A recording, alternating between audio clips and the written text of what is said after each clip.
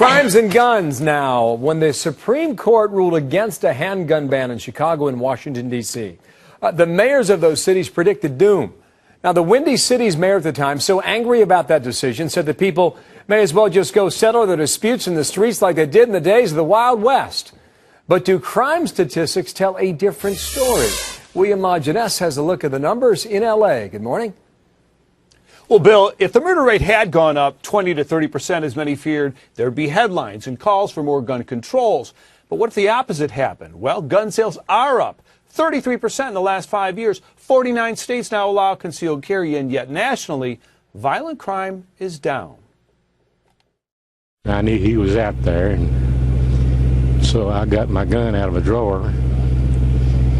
Went around there and let him have it. 82-year-old Charles Robbins took things into his own hands when a burglar tried breaking into his Florida home.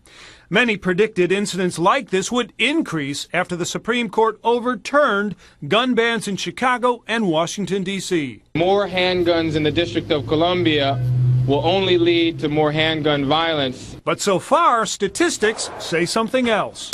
Murder rates have fallen nationally, but nowhere near close to the huge drop that we've seen in D.C. or now we've been seeing in Chicago. In Chicago and Washington, the homicide, violent, and property crime rates all fell after the Supreme Court's decisions that upheld an individual's right to own a gun. Letting people be able to go and defend themselves helps deter criminals from attacking. There's a lot of data out there, and you got to be careful about confusing what's going on out there. Anti-gun advocates say national crime rates have continued falling for a variety of reasons and believe the harm associated with guns far outweigh their benefit.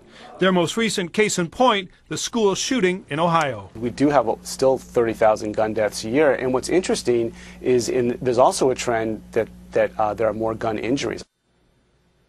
But right now, with a falling homicide rate nationwide and record high gun ownership, many argue there is not the correlation, Bill, between guns and crime as some